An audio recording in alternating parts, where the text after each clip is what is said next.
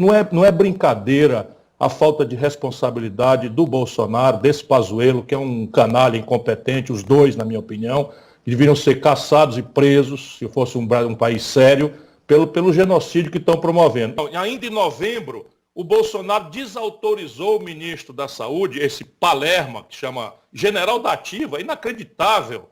Um general da Ativa virou um Palermo, assassino, esteve em Manaus 4 dias antes, tinha 12 dias de informação que o oxigênio ia acabar, não foi capaz de tomar uma providência que os artistas liderados aí pelo Whindersson Nunes e outros todos, em 3 dias fizeram chegar, claro que em escala muito pequena, que é o que está ao alcance deles, oxigênio para salvar não só as vítimas da Covid, mas crianças em UTI neonatal, prematuros, da Atena, morreram no Brasil, 60 crianças. Aí vai querer que eu seja um lorde, para ficar falando palavras elegantes, como esses canalhas que infestam a vida pública brasileira, arrumem outro.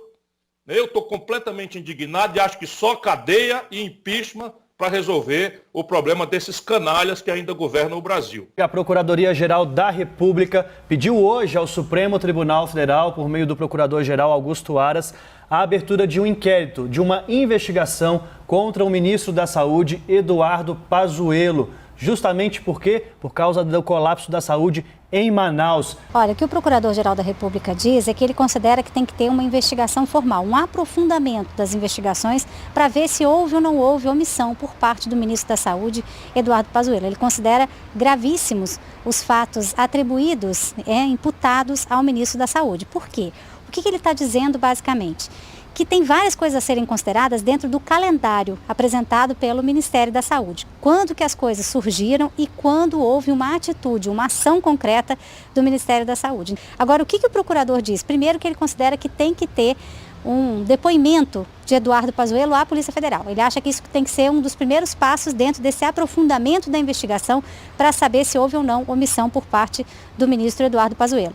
E aí ele lista algumas coisas. Por exemplo, o próprio Eduardo Pazuello, essa semana, numa coletiva lá no Palácio Planalto, ele disse, olha, eu só fui informado da situação no dia 8 de janeiro. O Ministério da Saúde apresentou essa documentação toda também. Então, no dia 8 de janeiro eu soube. Como que ele soube? Por meio de um e-mail que foi mandado pelo fabricante de oxigênio. A situação está complicada, tem que comprar mais, a demanda está muito alta, tem que comprar mais oxigênio.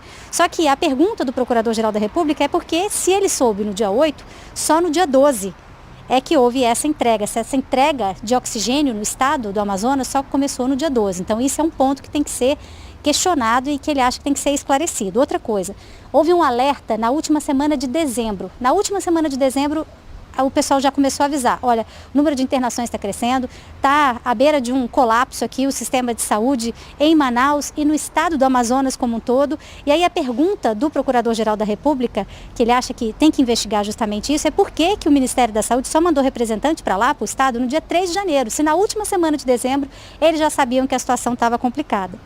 E outra coisa, o transporte de pacientes, quando eles perceberam que a situação ia chegar num ponto muito crítico, que a gente viu que aconteceu, né? Gente esperando na fila, gente morrendo por asfixia, por que o transporte de pacientes só começou no dia 15 de janeiro, se de fato vários leitos em vários locais foram oferecidos para receber esses pacientes diante da ausência de oxigênio ali no sistema de saúde do Amazonas. E tem um outro pedaço que diz o seguinte, uma possível intempestividade nas ações do ministro, que isso pode caracterizar omissão passível de responsabilização.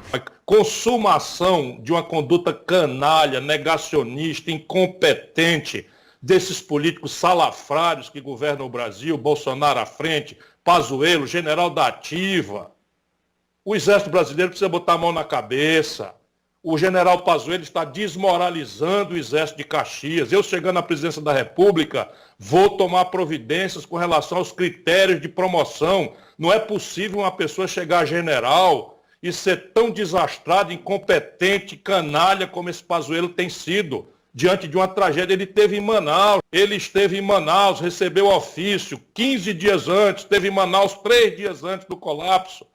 E ao invés de tratar do assunto, ele foi prescrever cloroquina, porque o Bolsonaro obrigou o Exército Brasileiro, o general Pujol é um homem honrado, comandante, pois cumpriu uma ordem arbitrária, ilegal, canalha, e comprou superfaturado 6 vezes o preço, toneladas de cloroquina. Esse Pazuello está deixando estragar milhões de testes que podiam ter prevenido e organizado o planejamento brasileiro, testes da Covid. Não é mais possível a gente aceitar, sabe, por educação política, que esse tipo de comportamento siga sendo tomado. O governo Bolsonaro e sua família estão cada vez mais no centro do furacão, que eles próprios construíram durante décadas. O ministro Gilmar Mendes, do Supremo Tribunal Federal, suspendeu hoje um julgamento no Tribunal de Justiça do Rio, que voltaria a discutir o foro para investigar o senador Flávio Bolsonaro no Republicanos, no caso das rachadinhas. Na segunda-feira, o tribunal iria discutir se o processo contra o senador seria julgado pelo órgão especial da Corte ou se voltaria para a primeira instância. Em junho do ano passado, a terceira Câmara Criminal do Tribunal de Justiça do Rio concluiu que Flávio Bolsonaro tem foro privilegiado no caso porque era deputado estadual à época dos fatos. O Ministério Público do Rio recorreu ao STF por entender que essa decisão contrariou um entendimento do próprio Supremo que restringiu o foro privilegiado a casos que tenham relação com o mandato ou o exercício do cargo. Gilmar Mendes atendeu a um pedido da defesa do senador e determinou que o TJ do Rio não pode tomar nenhuma decisão até que o Supremo decida qual instância da Justiça deve julgar o caso. O ministro criticou o Ministério Público do Rio por acionar várias instâncias da Justiça para discutir o foro de Flávio. O Ministério Público do Rio denunciou em novembro do ano passado Flávio Bolsonaro e o ex-assessor Fabrício Queiroz pelo esquema da rachadinha na Assembleia Legislativa do Rio. O julgamento do caso das rachadinhas, onde o senador Flávio Bolsonaro é investigado, ganhou mais um capítulo. A Procuradoria-Geral da República pede que o foro privilegiado do senador seja mantido e, com isso, o caso sai da primeira instância. Tal decisão é questionada pelo Ministério Público do Rio e caberá ao ministro Gilmar Mendes, do STF, levar o tema a julgamento na segunda turma da Corte. A decisão sobre o foro privilegiado de Flávio Bolsonaro ficará a cargo do STF. Dos 503 deputados, os 450 vão ser reeleitos. Porque eles têm que ser reeleitos. Para continuar com o foro privilegiado. O único prejudicado com o foro privilegiado não sou eu. O prejudicado, que eu não quero essa porcaria de foro privilegiado. Eu sou o único deputado federal prejudicado com esse foro privilegiado. Em quase 2 anos de investigação, Flávio Bolsonaro tentou barrar pelo menos 10 vezes o trabalho dos promotores. Numa dessas ações, que ainda vai ser decidida pelo Supremo Tribunal Federal, Flávio conseguiu o direito a foro privilegiado. Por isso, a denúncia do Ministério Público está sendo apresentada ao órgão especial do Tribunal de Justiça e não ao juiz da primeira instância. O Bolsonaro, para mim, é um boçal irresponsável e criminoso. Eita. E ladrão. Ele é ladrão, os filhos são ladrão, ele corrompeu os filhos desde pequenininho.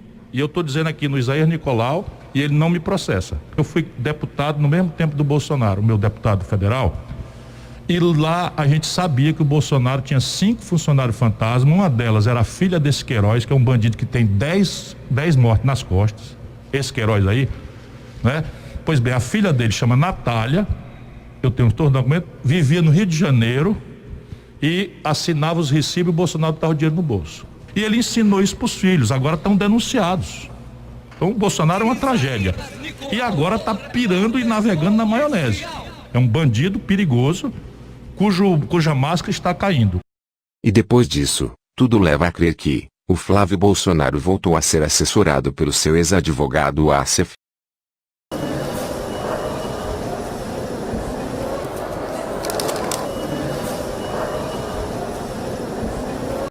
Para quem não lembra, o Assef é o ex-advogado do Flávio Bolsonaro, que tinha escondido o Queiroz em seu imóvel, e depois disse que a família Bolsonaro não sabia de nada. Acredite quem quiser. E todas as energias do país que deviam estar cuidando da saúde do nosso povo, ou da economia, da destruição das empresas e dos empregos, agora derivado para essa confusão de novela de 5ª categoria, onde não falta até humor negro, porque prender o Queiroz num sítio em Atibaia é para lascar.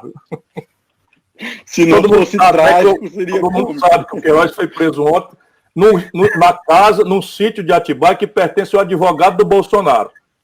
Diante de tanta zombaria, só resta ao povo brasileiro fazer o que já começou a fazer ontem em todo o país. Manifestantes fizeram carreatas hoje em 23 estados e no Distrito Federal a favor da vacinação e contra o presidente Bolsonaro. No Rio, a manifestação foi organizada por movimentos sociais, centrais sindicais e partidos políticos. O tema do protesto foi Vacina Já, pelo SUS e fora Bolsonaro. A carreata passou pelo centro e zona norte do Rio e chegou a ter 4 quilômetros de extensão. Em Belém, a carreata foi convocada por centrais sindicais e percorreu ruas da área central da cidade. No Recife, o protesto começou perto da cidade de Olinda e passou por vários bairros até a orla da praia de Boa Viagem. Em Salvador, a carreata percorreu a orla até a praia de Itapuã. Em Cuiabá, a carreata começou em frente à Universidade Federal de Mato Grosso. Manifestantes cobraram vacinação de toda a população e a volta do auxílio emergencial.